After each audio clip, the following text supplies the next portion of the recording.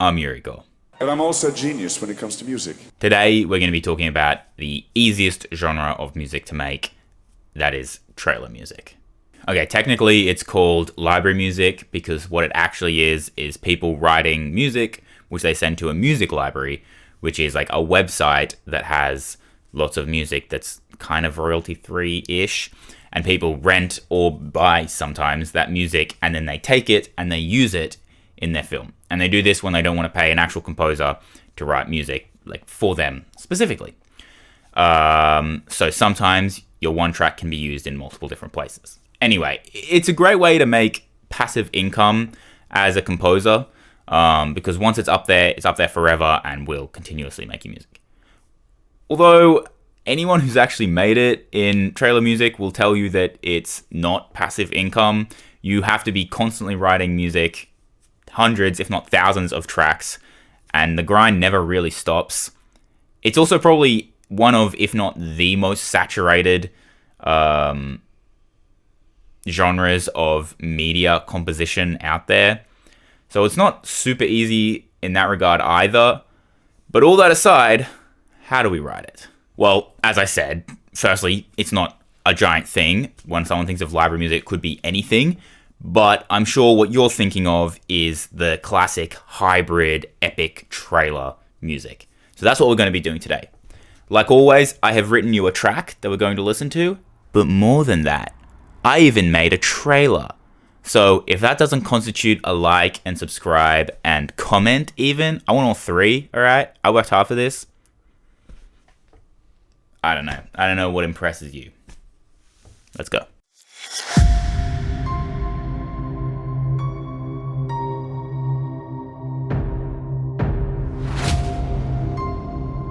What is this thing?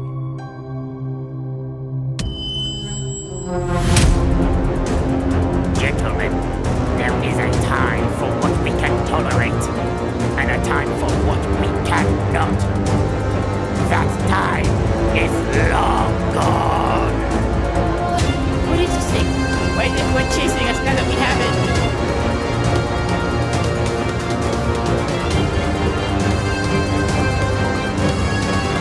Give me the amulet!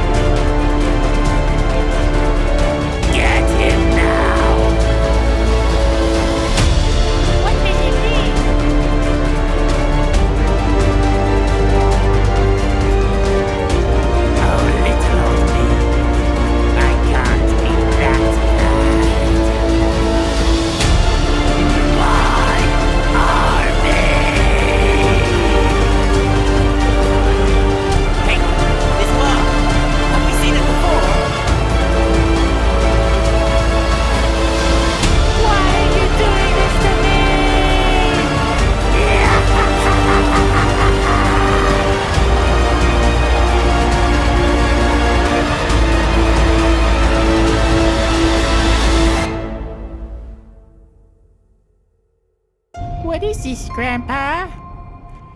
Just an old coin.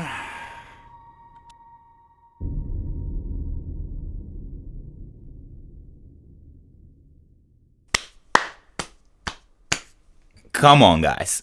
If that doesn't deserve a like, comment, and a freaking subscribe.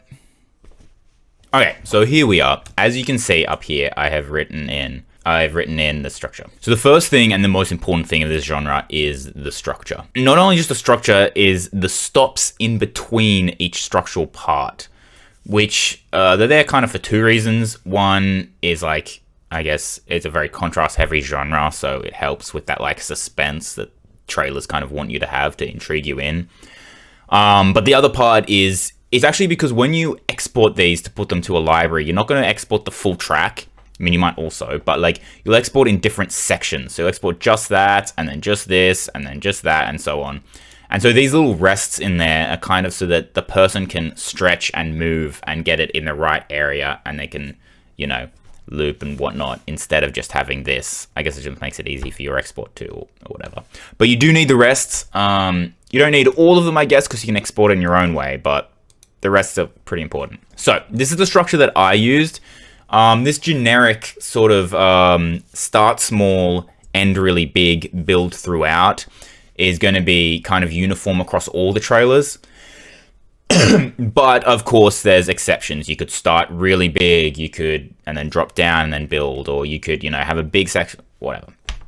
And there's obviously different sections you could add in here, but these are the ones that I used, and these are kind of the most common. So we start off with like an atmospheric intro. So there's no like proper beat. Then we went to what was a proper beat, so proper actual, and this was kind of a build, but there was clearly like, we weren't just suspended in the air for this. Then we've got a Bram section, a full melody section, and then I think that full melody section actually went a little longer, and then we had the ending motif, which I think is actually over here. So the atmospheric section, regardless of whether you do this or not, you are going to need at the very start of the song to establish the main melodic motif. This is what I have.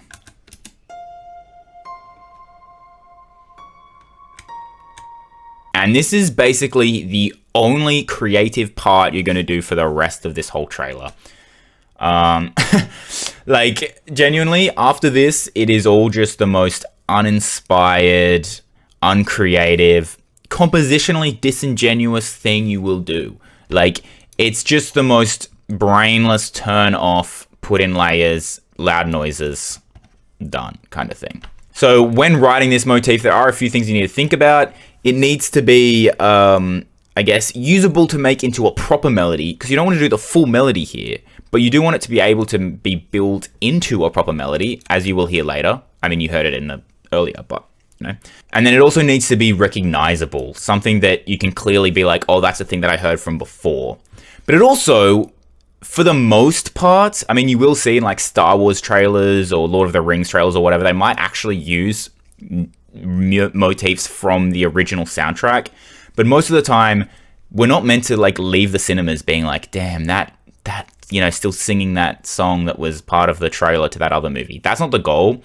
It is kind of not meant to be that catchy or anything. So it's just meant to be something that's there, I guess. But you should be able to recognize it throughout the trailer. Now, down here, you'll see I used a synth just to, not that synth, to try and fill in the area so it wasn't so empty. And then we have a bunch of like hits and sound effects and stuff, just so there, even though it is quite empty, we don't want it being completely empty. So it adds a little bit of direction in there.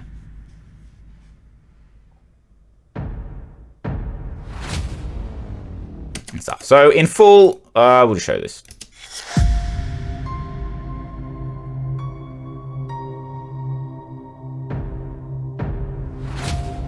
This part, little random, this one here to fill some Foley shit. Right. And then a little riser into the next section. Now, it's going to be pretty common in all of them. We want that every section to feel impactful. Here, we absolutely could have put a break. I didn't. If you was to export it, I'd still export this alone and then that one, of course. But a break could have fit here. I just didn't put one in. Compositionally, this section, as I say, is a build. So the goal is to add stuff continuously in, making it sort of more complex. We aren't removing any layers. We're just starting off basic, kind of empty with room to add stuff. And then we keep adding more and more and more on top of that. The basses, this is a synth, but we also used it up here in the brass and stuff. So it's following the contour of the main motif, but it's not following the actual notes. And again, it's so that this motif is still being played throughout, but we're not actually playing the actual motif. It's just kind of following the shape of the motif and the rhythm. As things build, so you can see here, you know, we've got a bunch of brass also doing the build.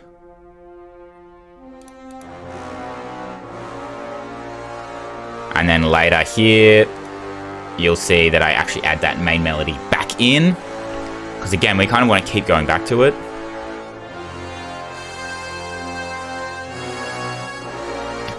So on. Now, as you heard, that kind of sounds a little stagnant. So to give it this build feeling, to make it feel like it's going somewhere, we have these chugging strings.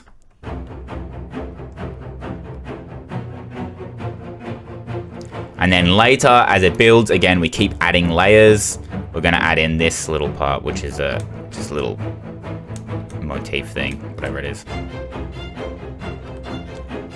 On top of that too, we have this, which is just collegno, which is used all the time.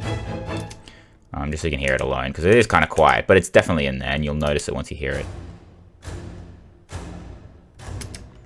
Yeah, just helps it drive. In the same way, we've also got these percussion, and as you can see, I've just used loops. This is what I'm saying. Just loops. Everything is just loops. It's just random drum shit. So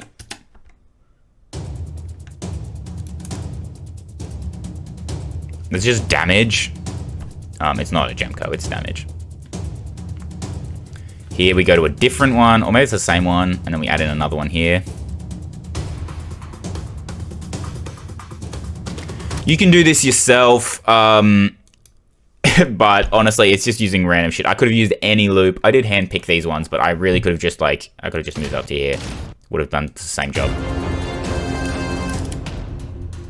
You know, it's just loops. All right. So in full.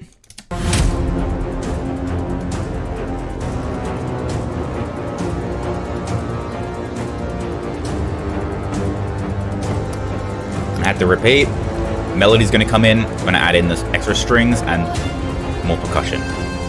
And of course, these are just doing little impacts and stuff. And a riser into the next section, another riser up here.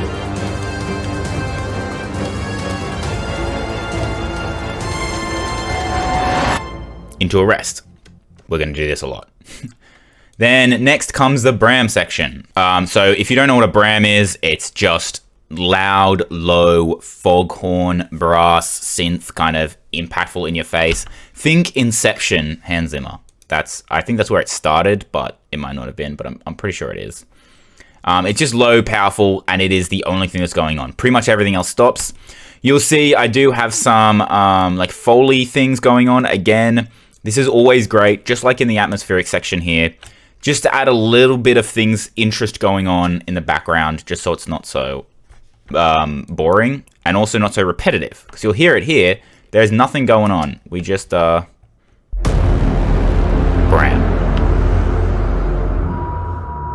Foley. A little bit of a riser into that lead in kind of thing. Not all of them have it. I think that's the only one that had it, but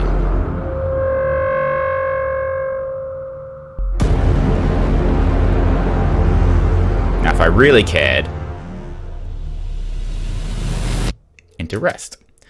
If I really cared, I'd probably pan some of these things so they're kind of going around the sides and being interesting. But you don't want to do too much of that because they like to do that in the film. So your music's got to be kind of boring and basic.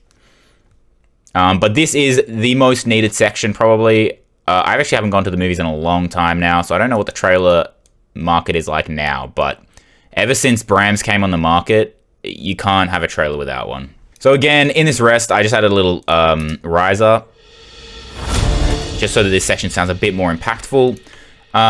This is fine, even though it's in the rest, because you just export it the way that you would. So before we go into anything, this is a full melody part, so we actually have the melody, and what I did is not just the melody, but I actually developed it, as you can see. So if I just open that, normal melody, then development.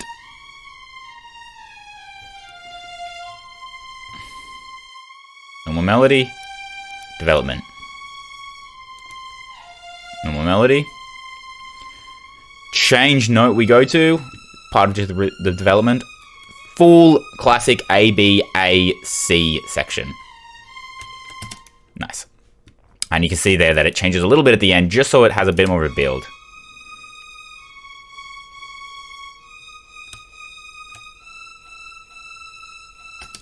So in the chords, what we're doing here is a 1-4-1 major 5. All the others are minor.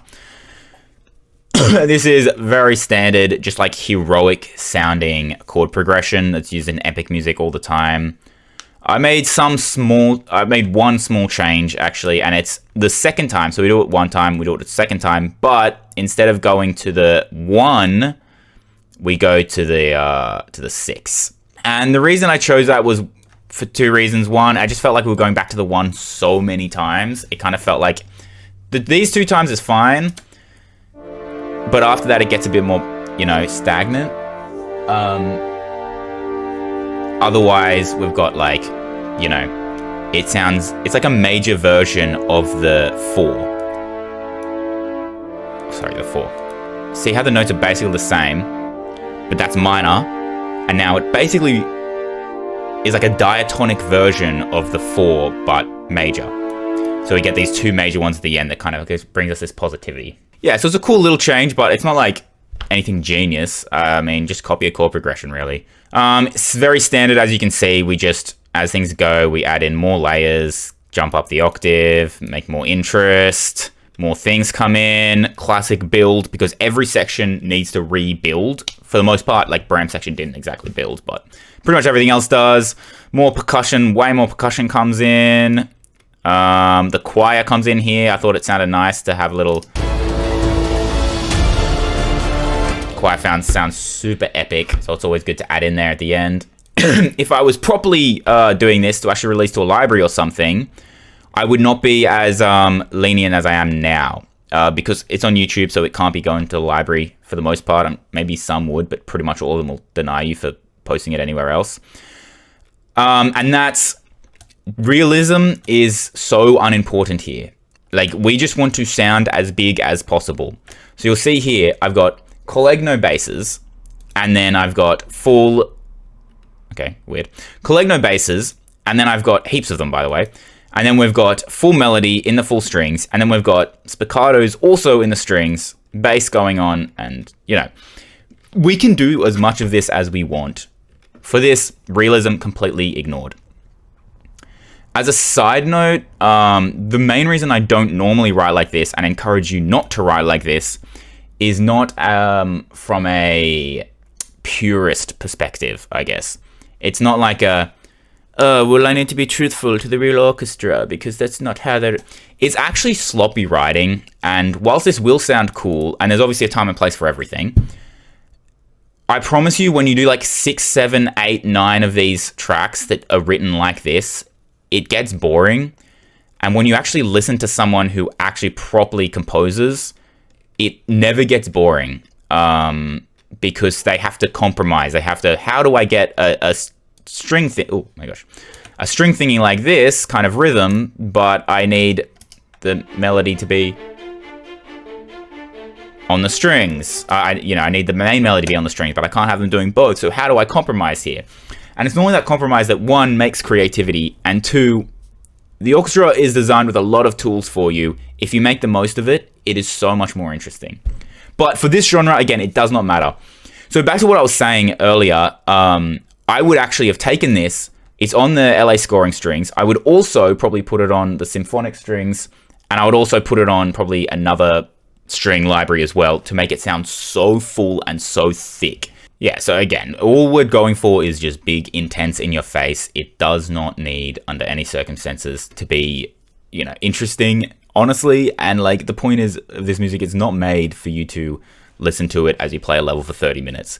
It goes for 2 minutes or whatever, and then it's done. So yeah, another rest after that. Let me play the section first.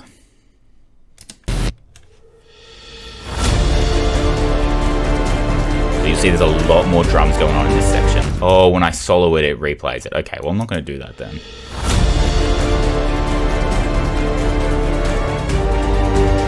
Some synth basses and synth copying the melody later. Again, synth, it's not meant to be in your face in this track. It's meant to be a more organic orchestral one, but you add the synth there, it just fills out the sonic spectrum. Huge riser here, making just this whole section feel like a massive build. On top of the facts that we're just literally are building. Choir comes in here, along with 3 new layers on the drums as well. Trumpet melody. These jump up the octave. I don't want to click on it or mute everything. And then here at the end, we just do a little build so it goes to somewhere. Then the melody go up that I showed before.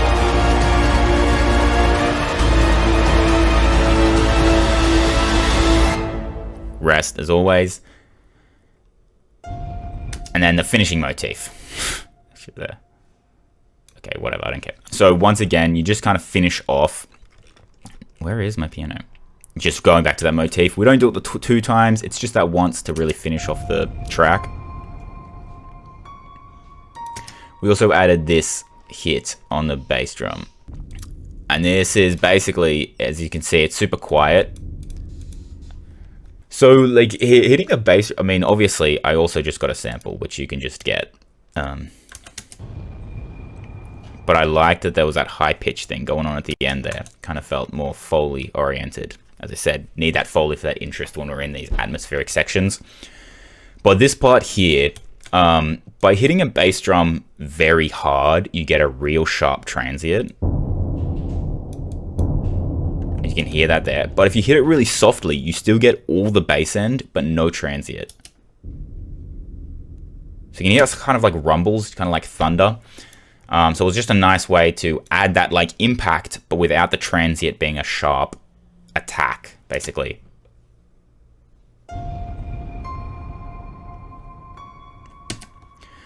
Yeah, nice. Anyway, that's all. Like always, like and comment, please, and subscribe. That is always so nice for me. Thank you. If you want to see that trailer made into a full movie, I know someone in Hollywood. Anyway,